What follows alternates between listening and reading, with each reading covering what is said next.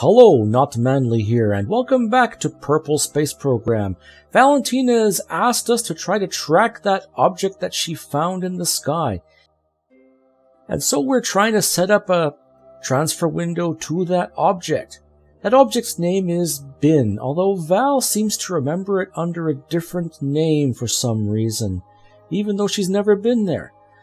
The actual transfer window is much further in the future, but if we hurry, there's a closer one. It may take a little longer to get there. It may cost a bit more delta V, but if we can get there sooner rather than later, we'll get our science sooner.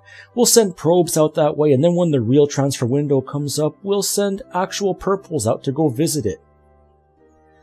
We are using Trigger AU's transfer window planner for this purpose, and then we are setting alarms for us using Trigger AU's Kerbal alarm clock.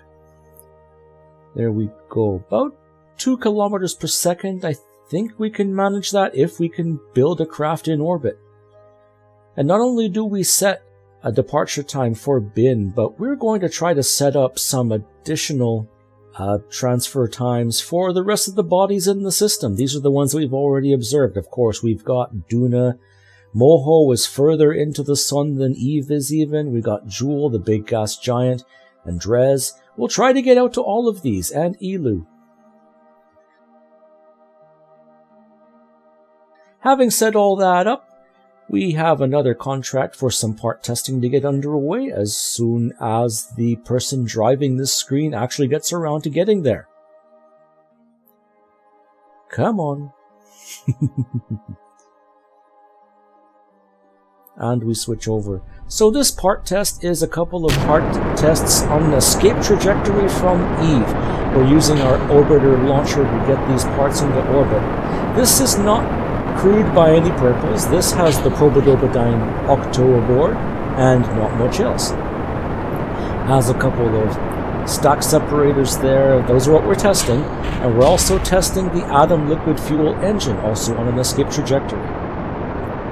Now, because this is a probe, we need to stay in contact with it. And for a little while, the signal strength drops for a little bit because of the plasma in the atmosphere. We're pushing so hard against the air. But it doesn't last long, and we eventually get through quickly, and we manage to get this probe up into a suborbital trajectory above Eve. It takes a little effort, though, because there's not so much mass up front. The probe core is so much lighter. And there we go. Okay, 65, 66. There we go. Easily out of Eve's atmosphere. Then we go to set up the maneuver node as we glide up into space. Up we go. Then we go and we take a quick look at that maneuver node in just a little bit. There we go, 50, 51, we are almost in space. We're practically in space. And there we go, 55. Get our antennas extended out so we can stay in contact with this probe. Then we go and we take a look at the maneuver, and AP is going to be out of our signal range. That's a problem. I tried burning straight down to shift our orbit. The only problem is, by the time we get anywhere meaningful, all of a sudden, boom, we lose signal. The Space Center has just passed over the horizon, and the results are predictable. This craft never makes it to orbit and blows up into tiny bits.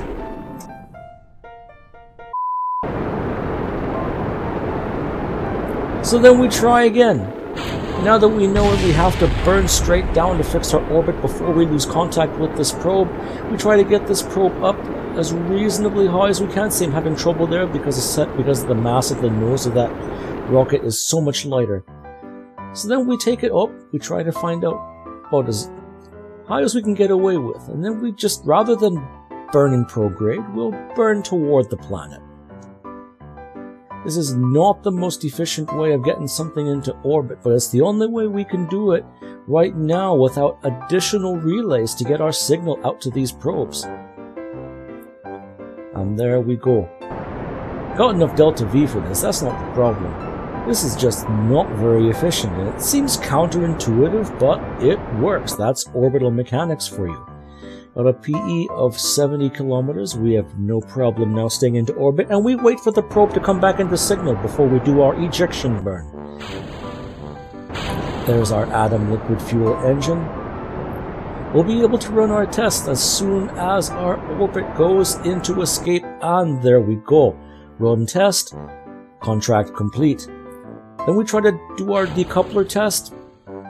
That didn't complete the contract for some reason, and then I remember we actually have to do it by staging it. And then the contracts are complete, and this probe is on its way out of the Eve system. And now for the first time we've got tourist contracts, and Gene decides to give us a real tough one. We got 4 tourists that want to go to Eve. Now I've done this before in the previous incarnation of alien space programs. The problem is now the atmosphere is so much lower. So we make the attempt at it. We can easily get these guys into orbit with that orbiter that we built before doing this. The problem is bringing these guys home safe. Last time we had a problem with spinning out of control, and now it's just... forget it. We're not bringing these guys home this way. I try a couple different things. I try putting fins on the end of the rocket. Those don't last, and the thing can't even stay straight on takeoff. I even got real silly and kept the insertion stage attached, thinking I can use it to maintain a bit of control and also to slow down. Nope, run out of fuel, run out of Delta V. Now it's only a matter of time before this thing starts yawing out of control and then splitting apart into tiny pieces. But hey, in the meantime our tourists can enjoy the lovely view of their doom. Poor guys. And there we go. At first I think there's some hope going, but nope, they're gonna blow up. It wasn't until I took Bill out for some flight experience, getting some survey contracts, and then landing him safe, that some inspiration finally hit me. First thing we had to do though was we had to upgrade the R&D lab. These little survey contracts got us enough funds so we can finally upgrade the R&D facilities. There we go. And then we bring up our next incarnation of that tourist craft. And where's the command pod, you're thinking? Well, remember the command pod's the heaviest part of that craft, and so we kind of stuck it in the service bay, kind of part way through. Yes, this is Kerbal Space Program. Yes, you can clip parts into funny places. Oh, I checked a little auto strut. It'll even get even cheaper. Now we got this thing on the pad, and Jebediah Kerman is obscured by the exit door of one of those crew cabins. And up we go. It's almost the same craft, there's just a nose cone at the end.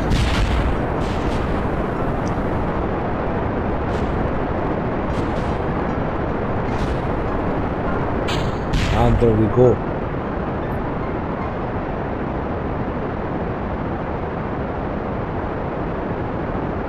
This ascent I have done before lots of times, just with a slightly different version of this craft. Up we go out of the atmosphere at 55 kilometers, onto that swivel engine, and it doesn't take long to get into orbit after that. And in case you're wondering, yep, Jeb is in there. He's just a little buried, he's obscured by that exit door. And there he is, Jebediah Kerman, even crammed tighter than usual in that Mark I pod. As it turns out, getting back from orbit in this is a lot easier. Because the heaviest part of the craft is on the bottom of the craft, it will stay straight. And Jeb just needs to keep it pointing retrograde on the way down, just to make sure that heat shield takes the worst of that re-entry heating.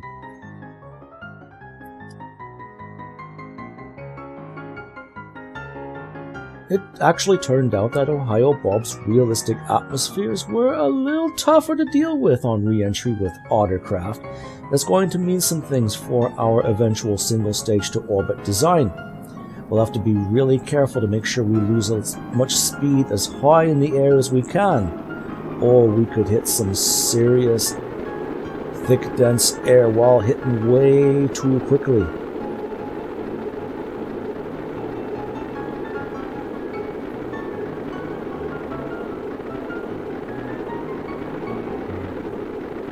I'm taking a look. Uh-oh, dynamic pressure is increasing real rapidly, and if that happens, G-forces are going to be increasing as well. These tourists are not trained pilots. They do not have the G-force tolerance that Jebediah has, and if they get knocked unconscious, they will not pay their fares. Look at that, 6.5 Gs, and they're starting to feel it, and we slow down enough before they actually knock out. That is great. And we can only hope now that these drogues and main chute will keep this craft upright when it splashes down in the Explodium Sea. We had problems with this before. Remember that booster we tried to recover just disintegrated when it hit the water. We don't want that to happen here.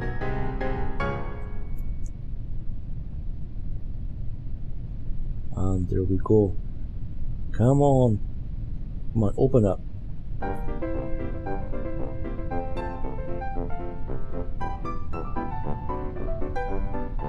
There we go.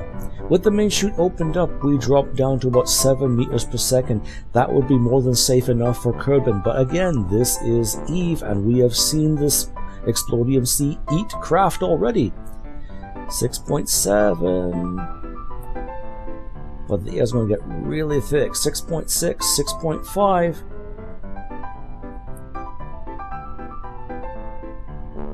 And splashdown. Stay up, stay up, stay up, stay up, stay up. Stay there, stay there. Oh. Oh. Thank goodness we only lost the nose cone and we didn't lose any of our passengers. They splashed down safe. Way to go, Jebediah, bringing these guys home safe. And that more than pays for the rocket. We're back up to 300,000 funds.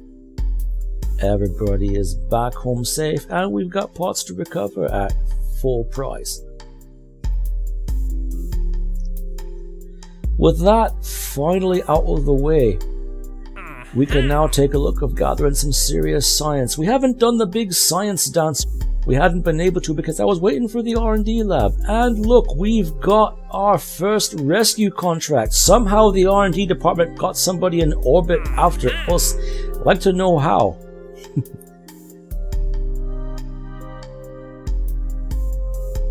But now that we've got the R&D lab, we can do the science dance. We'll send out Bob to gather a bunch of science data for us around the Kerbal Space Center. And we've got not only our Mark 1 cockpit, we've got our experimental storage unit. That means we can take 2 of every reading. That way we can get the most of our science for this trip. The materials bay, mystery goo, and surface samples benefit from doing more than one experiment at the same time. This first attempt, however, while we did get the first little bit going... Oh, there's Bob's being awfully busy. There we go. Yep, remove the data, restore. Yeah, you know how to do this, Bob. You're a scientist. And there we go.